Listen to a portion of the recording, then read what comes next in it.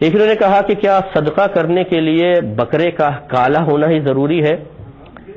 جی نہیں، بلکہ صدقے کے لیے تو بکرا بھی ضروری نہیں ہے،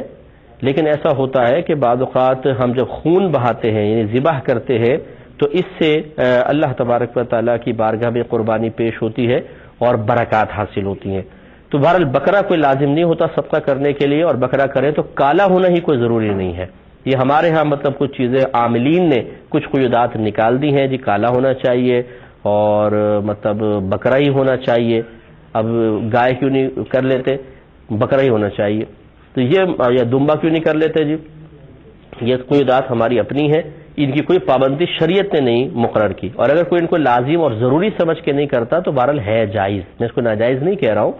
لیکن یہ سوچنا ہے جی کالا بکرا ہی کریں گے تو صدقہ بنے گا اور اس کی وجہ سے بلائیں دور ہوں گی، یہ ایک منفی خیال ہے۔ بلکہ صحیح میں آپ کو یہ عرض کرتا ہوں، اگر آپ ایک بکرا کاٹ کے صدقہ کرنا چاہتے ہیں تو آپ یہ دیکھیں بکرا مثال کے طور پر 2000 کا ہے، مریل بکرا لے لیں آپ، 2000 2500 3000 کا کر لیں، چلیں 3000 کا آپ بکرا لینا چاہتے ہیں،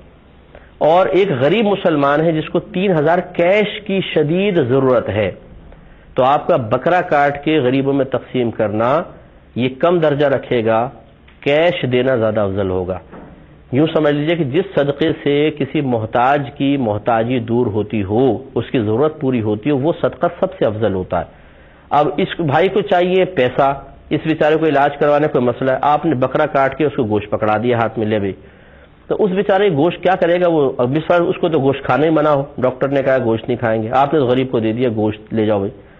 تو پھر وہ یہی کرے گا کہ جا کے بیچ دے گا اس کو کسی دکان پہ، تھوڑے بہت پیسے آ جائیں گے، اس سے بیچارہ علاج کی کوشش کرے گا۔ تو بہتر یہ ہے کہ پھر اس کو